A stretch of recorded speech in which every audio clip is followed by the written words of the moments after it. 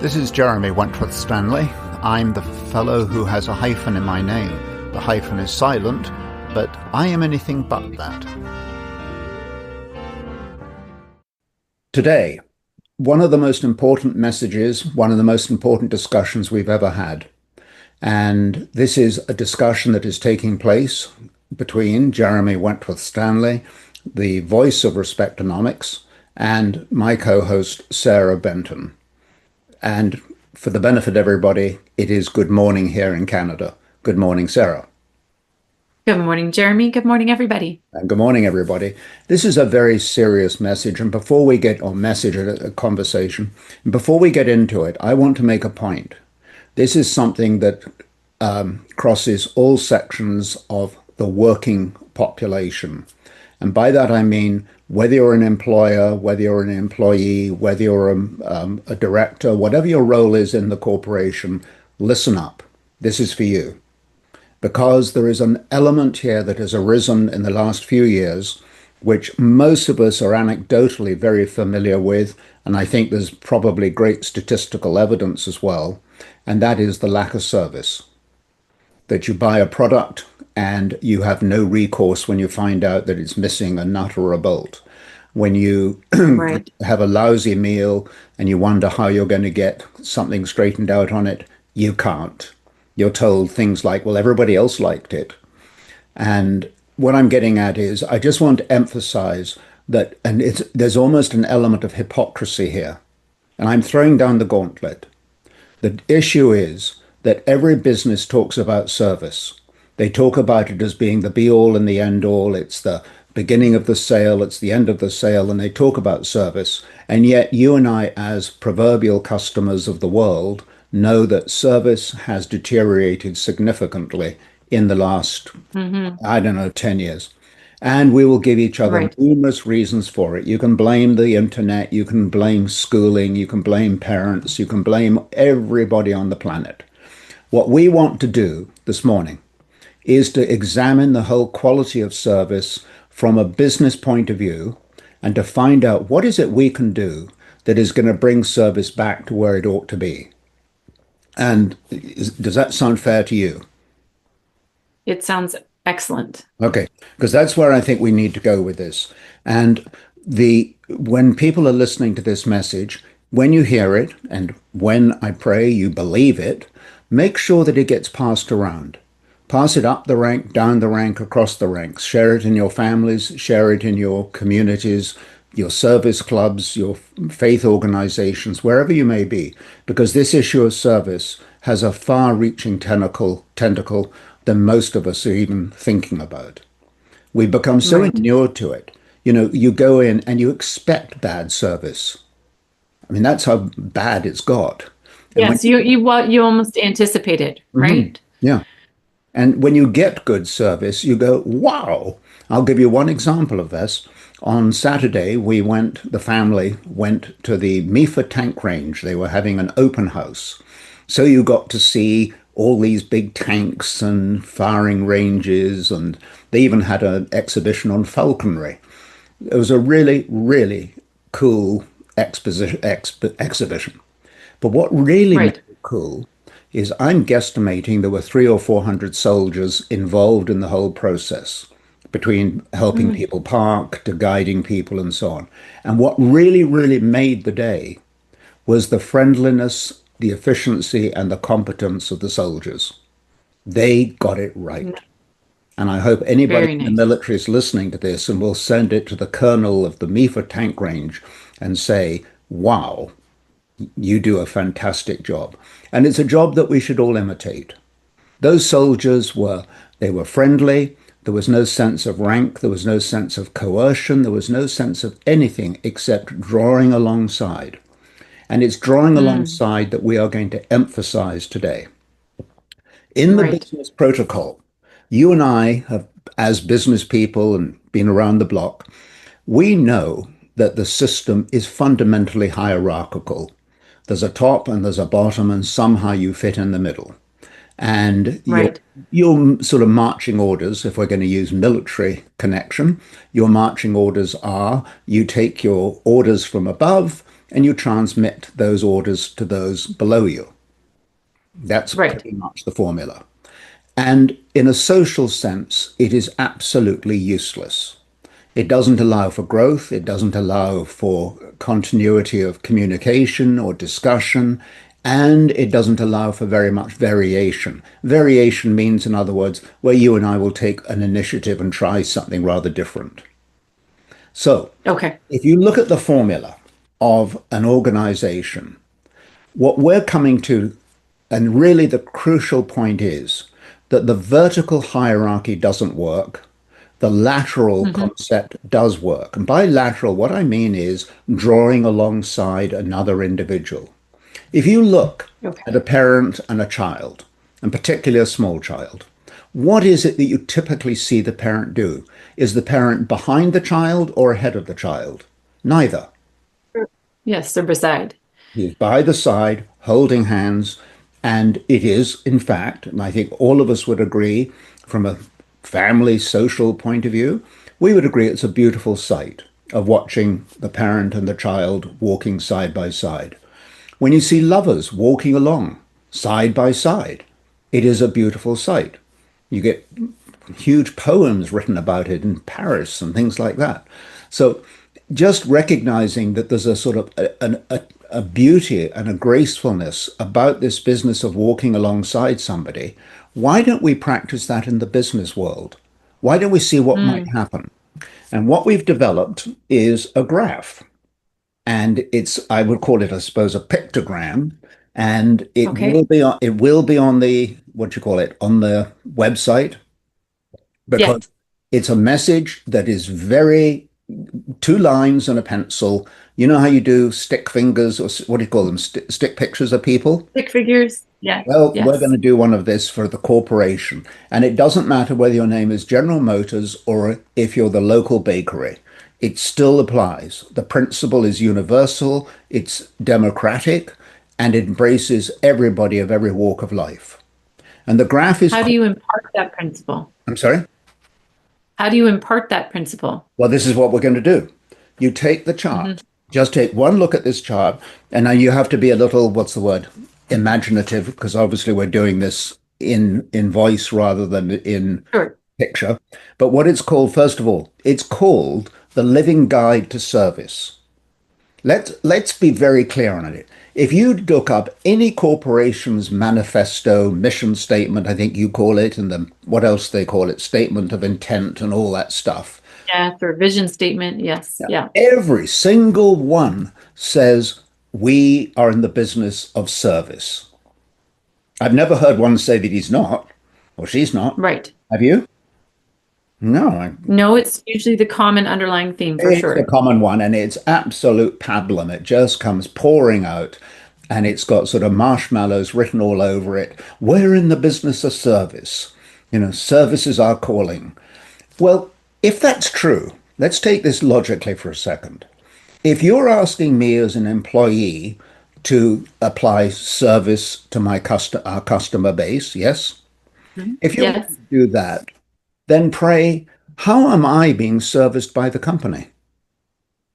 What Right. service does the company give me? Because axiomatically, any mathematician, I don't think I would have to go to Euclid or any clever Einstein or anything to prove that what goes in is what comes out.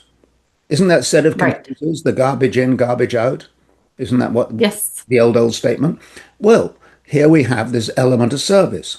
If we want to provide good service to the customer base, then in actual fact, we need to be serviced well, which raises the Right. question that leadership today, the corporate leadership, so whether you're a manager, a supervisor, director, or an officer, uh, some kind of executive, you might have got the word chief in front of you. You're not in the business of leading, you're in the business of serving. Because it's in that serving that you transmit to the people in your organization how they need to service their customers, their suppliers, their Mhm. shareholders, whomever else they're dealing with, not to mention their fellow Right. employees. Can you imagine an organization where one employee side by side sitting at, uh, what's the word, desks next to each other, Can you Yeah, imagine where one actually looks at the other and says, "What can I do to help you today?" I mean, I I don't know. think the Well, yeah, cast in certain circumstances, yes, that's happened. it However, it's few had. and far between, I can assure Exactly. you. I think most times the casters would fall off the wheels. The fact of the matter is that we need to have organizationally, the leadership needs to understand that the role that they're playing isn't leadership in a coercive sense, it's leadership Hmm. in a bilateral sense of drawing Right. alongside the employee. It's that straightforward. And And you by drawing alongside the employee, can you give us an example? I will give you an example. And I'm not sure. Can you hold on to that, please, Sarah? What I Yes. want to do is to explain the graph that we're looking at. Because if you look at a graph, do you remember that graph paper you had when you were in school? Do you remember with the Hmm. little boxes? And do you remember Hmm. you were asked to plot numbers and X's and Y's and everything, and you made all these bizarre shapes and things? Right. I don't know about you, but most of my shapes were totally inconsistent with the data thus provided. In other words, they were wrong. This one's pretty straightforward. The y-axis, which believe it or not is the one that goes up and down, Hmm. is going to be the number of people that you serve. Okay. Fair enough?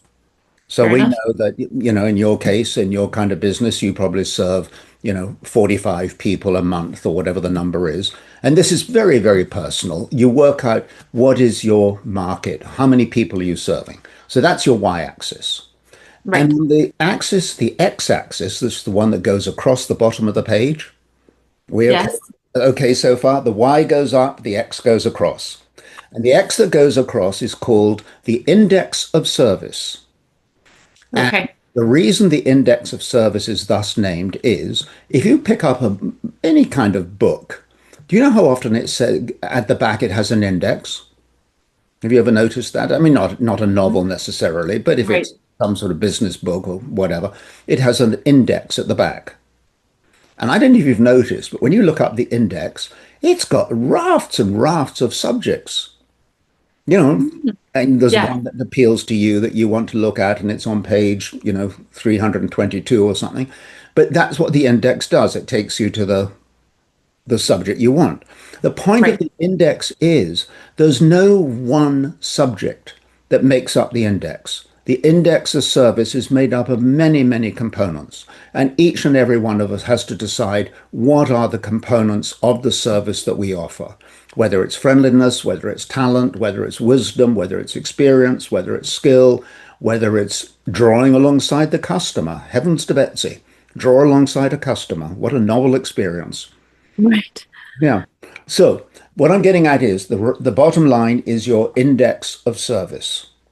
Now, the reason for having that index of service is you say to me, well, the index of service that you want to offer is at this particular point, and you say, here it is across the axis, and then you see how many people you want to serve.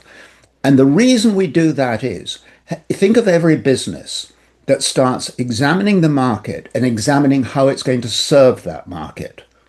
Because when you do that, that is the basis, the foundation for profits, for growth, for expansion, returns to shareholders, any which way you want to translate it. The beginning gate is serving the customers. Hmm. You go to a restaurant, for example, and you can have a lousy meal, but when the service is excellent, guess what? That overrides the whole experience. Right. Service is the key. And if we can therefore show to each other this relationship between the index of service that we want to offer and the number of people to whom we want to offer it, we can then graph that. Now, if we graph that, there are two huge issues here on the graph. That graph Okay. needs to be a gradient. And by that I mean you want, and I want every year to be able to say, every quarter, to say, I want to increase my index of service and I want to increase the number of people to whom that service is made available. Is that reasonable? Yes. So what we have is the service is rising, the number of people to whom I'm offering the service is rising as well. But that's a gradient, and it's rising on a gradual basis. A gradient is just precisely that. It's rising like a slope. You do Right. not want what's commonly called a parabola. Do you remember the parabolas, that curve that goes down and then goes shooting up in the air? And it's Yes. got all kinds of reasons for it. You don't want that formula because guess what? That formula is not sustainable. And in fact, it will collapse. So Right. what you want is your line as an employee, my line as an employee needs to be this line that connects the index of service with the number of people we're going to serve. And I don't think that's terribly complicated, do you? No. I think it's straightforward. Fair. Hmm. However, my manager's line of the people to whom he is responsible, or she, and the index of service that they are offering, they need to have a line as well. And here's the critical point of this graph. That line, that managerial, supervisory, chief executive line, needs to be underneath my line. It Mm. needs to be the one that supports me. It is the one that's forever looking to say, what can we do to help you? It's the support that gives you the right to be innovative, to be productive. And it includes me. If you think of that line underneath, that grade underneath, that's always Right. rising and rising up with you because your line is rising. So you, by definition, expect the management line to be rising as well. And the trouble today's world is a lot of those management lines are strictly vertical. They don't Mm. intersect with people, they're not sustainable. And another horrible feature to that is the level of service does not increase, the number of people to whom they're responsible is rising, and the only thing that really comes out of it is they earn more money at the top than you do at the bottom. And that spread, that margin discrepancy between the earnings at the top and the earnings at the bottom has become morally and socially and actually economically way too wide. We're seeing evidence of that all the time. It's happening in. Right. So that grade underneath needs to be a gradient. It needs to be a management gradient that supports you and me in the battlefield. Now, one of the things that is crippling people today, whether it's in business, whether it's in family life, wherever you may be, is the issue of loneliness. And that loneliness, it may sound like a discord from what we've talked about, but when people are not drawing alongside you, Hmm. what do you experience? Right. Loneliness. You don't feel Loneliness. supported. Yeah. And I've been reading this book by two psychiatrists, Dr. Hallowell and Ratey. I'd like to read to you a passage I read just this morning. And it says, loneliness is also associated with a greater risk of cardiovascular disease, dementia, depression, and anxiety. At work, listen to this, at work, loneliness reduces task performance, limits creativity, and impairs other aspects of executive function, such as reasoning and decision making. For our health and our work, it is imperative that we address the loneliness epidemic quickly. Mm.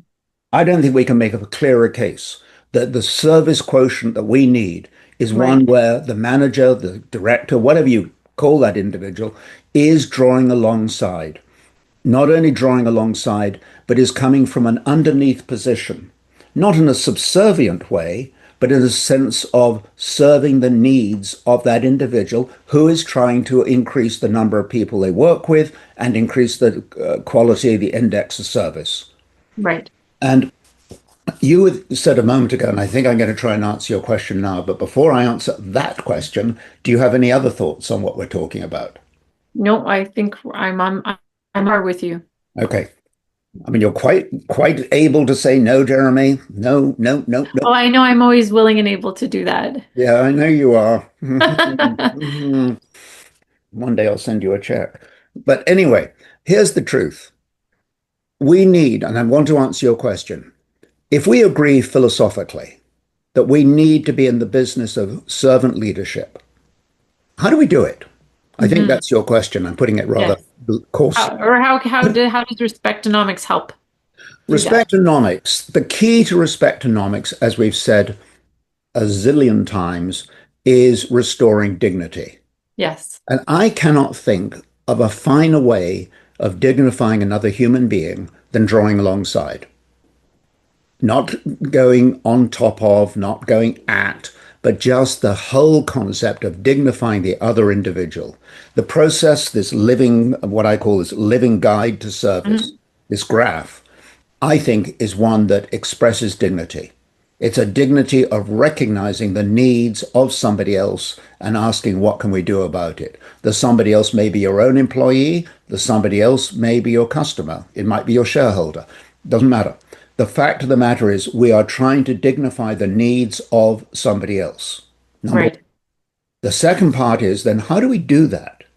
Like sitting, like this and having a pleasant Zoom conversation, how do we actually do it? And there are three ways of doing it, or three constituents. And the first one is an awareness. I think one of the greatest problems I've noticed in respectonomics is the number of people that we've talked to about Hmm. dignity or freedom of choice and the whole element of, giving people that sense of freedom. It's Right. how many people have said things like, wow, I never even thought of that. Right. Well, actually, what we haven't thought of is awareness. It's an awareness of the other human being. That's all. Right. It doesn't, not very complicated. The second part then, so now I'm aware of my other human beings in my organization or in my customer base or whatever. Number one. Number two, I need to conduct asset reviews with those individuals. Now, an asset review, before you go any further, you recognize the word asset. It's something that is powerful. It's something that you treasure. It's something Right. that has value, as indeed is the human being. The human being is an asset. So when we call it an asset review, this is no idle comment. It is recognizing the human being as a very, very valuable asset. And an asset review allows two people to come together, maybe more, but the key here is this. It doesn't involve any buying or selling. It Hmm. doesn't involve any change of direction or anything like that. It doesn't say we've got a new program or a new product or you've got to buy something today. You do not do, there's no, let's put it this way, no transaction. It is a review. And in that review, we ask each other two things. I ask you what's going on in your life, Hmm. and you ask me what's going on in my life. Right. And then we discuss the changes that are taking place or not. And the reason for doing that is show me one individual who hasn't said, my word, I didn't realize that 12 months had gone by before we actually said anything to each other. Right. Or 2 years have gone by. You've got people in your corridor that you've never haven't talked to for a long time. And Absolutely. I'm not saying it's a good thing or a bad thing. I'm No. saying it's happened. But the asset review is a wonderful discipline to bring people together and literally just say to them, tell me about what's going on in your life, and I tell you what's going on in my life. And then we can find out if we're on the right page, if we're moving together, if we're moving apart, whatever it might be. It's a very, very powerful tool. In the investment industry, it is one of the most powerful ways to analyze what's going on because you say to the customer or to the client, let's talk about where your life is. And that's when you find out the person says, oh, well, we're about to move to Costa Rica. And you know Right. how those big decisions can eclipse you. This is a wonderful way of bringing people together.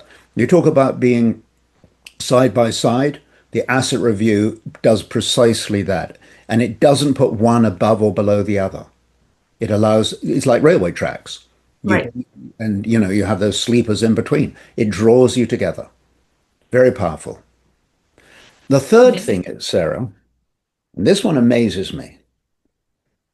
In our mortal corporate experience, you and I have been subject to surveys, which I think we We've both talked about this on numerous occasions. Yeah. Yes. And we both agree that they are metallic, synthetic, and possibly hypocritical. They mean nothing. I mean, really, and that's not anecdotal. That I think is statistical. No, often they feel like they were on a checklist and it was something that we needed to do Yeah. and we did Yeah. it. Yeah. Yeah. Yeah. Very formulaic in the worst possible sense. So, with that in mind, I have a question that I have never, ever been asked. I could have asked it of you. I could ask it of our producer. I could ask it of the Dignity Trust.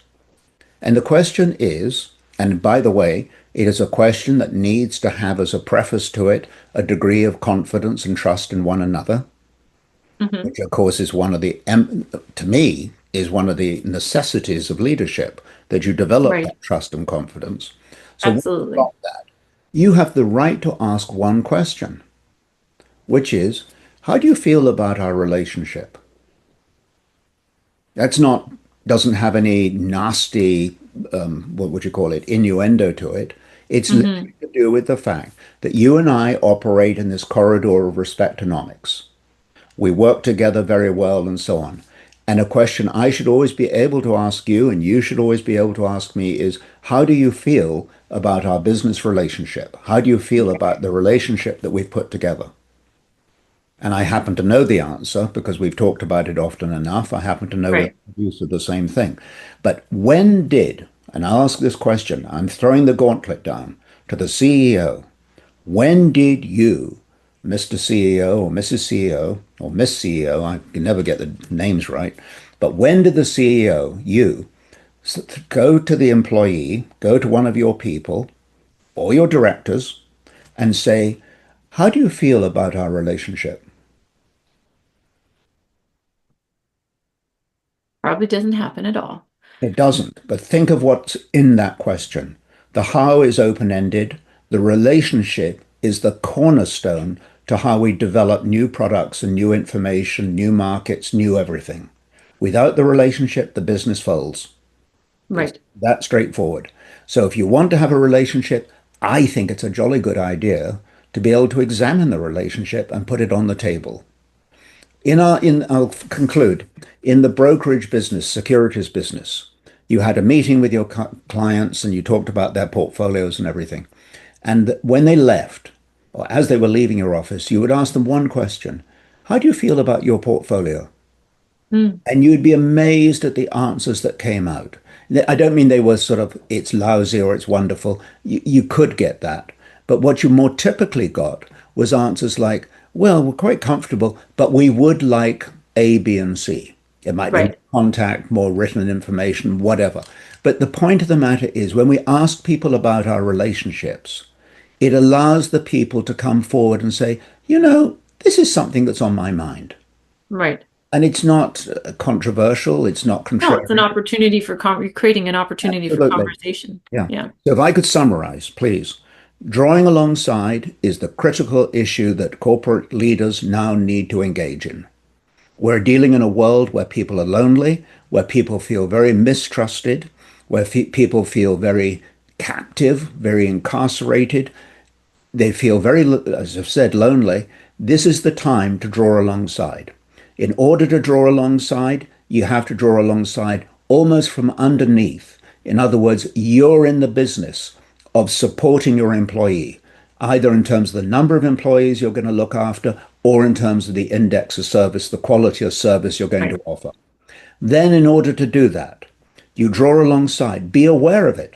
Be aware of the fact that these are human beings, regardless of whether they're pushing a broom or doing syndicated credits. They are human beings.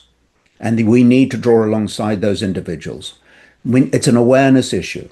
We need to have asset reviews with the people so we can talk about the changes in their lives or the developments and the developments in our lives, either personally or corporately. We can cover any waterfront we want when we do that. And lastly, why not ask people, how do you feel about our relationship or the relationship with the corporation? How do you feel Right. about it? Let the river flow.